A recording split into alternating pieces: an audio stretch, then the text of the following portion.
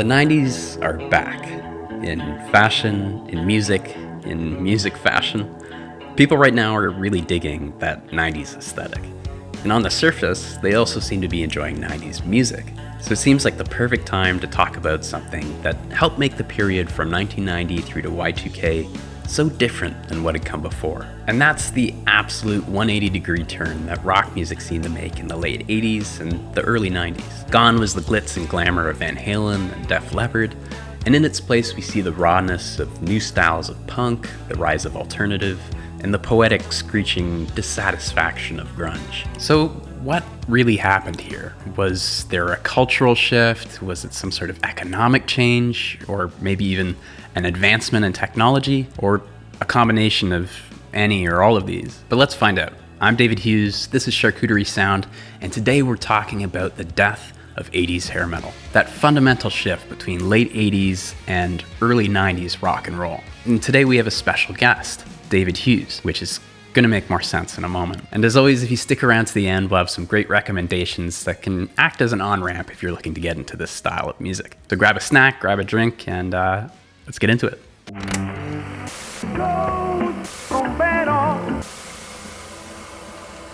So I'm going to be looking at a few perspectives here, but I'm lucky enough to have a boots-on-the-ground working musician during this time of musical whiplash. And that's my dad, this guy.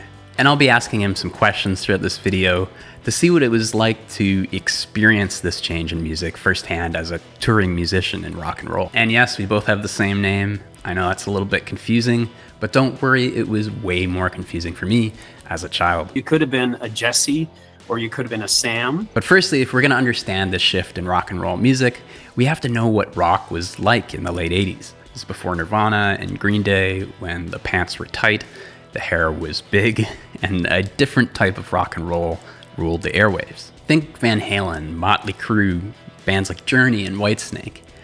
You'd probably just call this stuff 80s rock. But for the terminally online hyper music nerds who are really into genre and subgenre, like myself, there's a lot of confusion about what to actually call this specific subgenre of music. Is it hair metal? Is it just 80s heavy rock? Is it arena rock? Is it glam rock? You know, there's probably a lot of overlap here. Wikipedia calls it pop metal, which I find a little strange. But hey, let's ask my dad and see what people used to call it. We just called it music because when you're in it, you don't really give it a name. I think if somebody had, said, well, what kind of rock music is it? We might have said heavy rock or hard rock.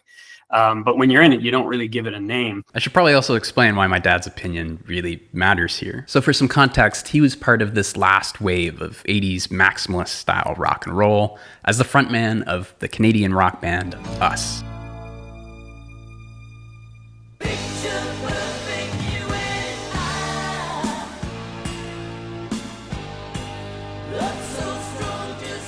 As a group on the verge of fully making it, they had earned a level of success with local radio play and cross-Canada tours. They were a band to watch, but there was never that meteoric rise, and there was never a record contract. Of course, many bands don't make it past this stage. That's something that's true in any genre or scene. But the late 80s, I think, are a pretty interesting case study because what was popular in rock and roll music was about to undergo some colossal changes. Kind of creeped in for us. I mean, we had heard about the Seattle sound. You're subscribing to the magazines and so on, but we didn't take it very seriously. I mean, we thought of them, anything that we did hear by those bands, we just thought that's kind of a garage band. It kind of sounds like a band that it is one of the not as talented bands in high school that never got out of the garage. It wasn't like a Mutt Lange produced Ted Templeman kind of, it wasn't the sound that kind of we were used to. By the time we noticed it was a thing, it then happened the switch happened very quickly. And of course, this is not a new angle, especially when you're talking about rock and roll music. But if you look at what the contemporary cultural critics are saying, one word comes up over and over again, and that's authenticity. And I think there's somewhat of a point there. There is definitely differences in 80s rock and roll between what you saw and what was actually going on behind the scenes. 80s was about bigger. Like everything was big sound, big lights, big effects. Everything was over the top. It's kind of like everything Kiss predicted kind of came true. And guitarists, you'd see, if you go back and look at 80s videos, you'd see guitarists with these walls of Marshall stacks.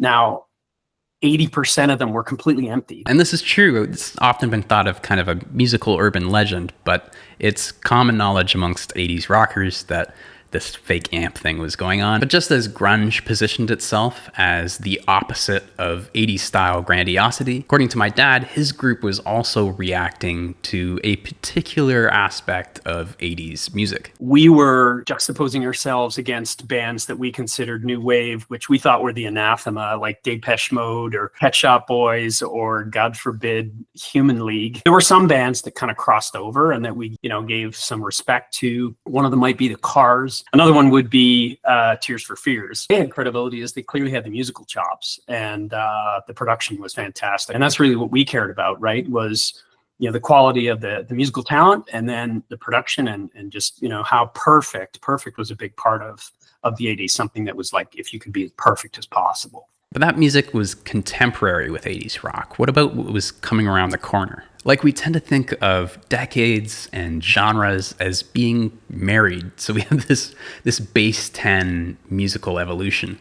But in reality, that's not always how it happens. There's overlap and exceptions and just general messiness. Another way of looking at the evolution of style and music is this kind of pendulum-like dialectical music swings back and forth between two extremes. Now, I don't really agree with that either. I think it's a little too simplistic. But what you'll often see is that musicians from like a certain style start to become bitter towards what comes after. So I asked my dad what he thought about the styles of music that replaced his genre, and his response kind of surprised me. Do you have any resentment towards those genres that kind of replaced that 80s heavy rock sound, like no grunge, for example? Or not a bit. In fact, at the time there was resentment. We didn't really give it a serious listen.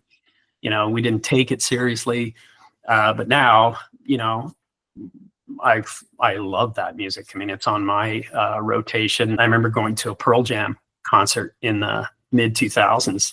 And first time I had ever seen Pearl Jam or Eddie Vedder live, obviously, and just the whole audience on their feet, singing every word to every song. For me, I totally respect it, and took the time to listen to it after I retired from the music business. And I went, no wonder people saw this as very good stuff. Watching Nirvana do their Unplugged, I don't know if you have seen. Oh, yeah, of course.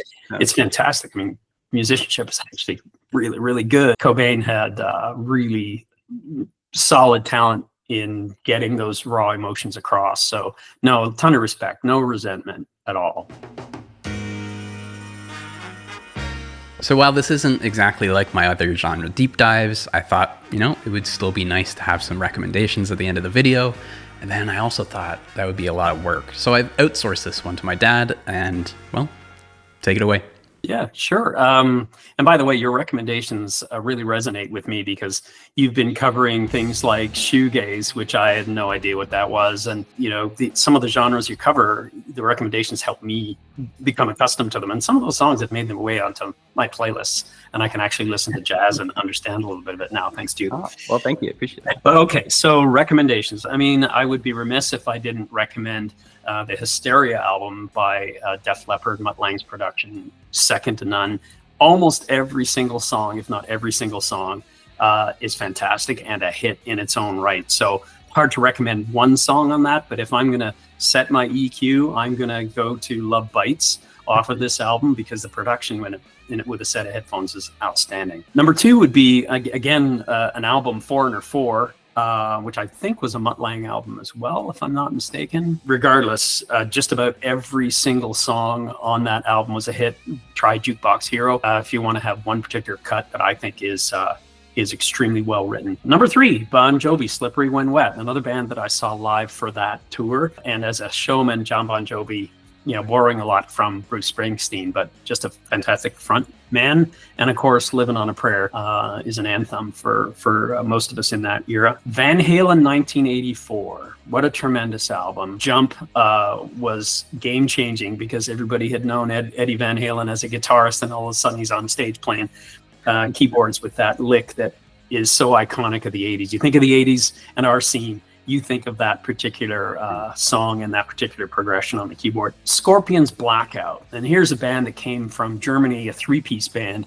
There's something about three-piece bands that are able to get a big sound, and Klaus Meine and the Shankers were able to put some music out. Incredible. This album, Blackout, every song again is a hit. I would recommend one other thing as a sidebar to the Scorpions. There's a song called Holiday, and particularly the live version off their Worldwide Live album. Strongly recommend that. The vocals of Klaus Meine in that particular cut are off the chain, and as a singer, so much respect. I cheated by adding something else. No, that's a deep cut. And of course, Journey, Frontiers, with the song Separate Ways. Again, iconic keyboards and just everything about that song. Steve Perry's vocals, second to none. I have some honorable mentions that are a little more obscure if you're interested, or should I? Sure, not? no, rattle them off. Europe, one of the most viewed videos on YouTube, in fact, is The Final Countdown. Joey Tempest, great singer. He's still singing to this day, and he's 70, I think, and his voice is just incredible still. There's a Canadian band called Wrabbit, W-R-A-B-I-T. Wrabbit, again, very high vocals, really good, solid band. Sheriff, another Canadian band, they had a song, When I'm With You, that went to the top of the charts twice in its history. Most people know that song. It's a great ballad. Loverboy, strong Canadian band as well. I'm not just waving the Canadian flag, but again, Mike Reno, great vocals. Paul Dean, great guitars, and so on. And then an obscure band, a band called King Kobra, which is with two Ks, King Kobra. An obscure band, but had some really good music in the 80s as well. Very formative for our band, formative rather. Well, that's just about all for today. Thank you so much for watching. And of course, a big thanks to my dad. He's a really big part of why I'm so passionate about music, and I always enjoy talking to him just about anything. A really fun one to make. If you found this video interesting, please consider liking or subscribing. It's a really big help to the channel, and I really appreciate it. Anyway, stay curious, keep listening, and I'll see you next time.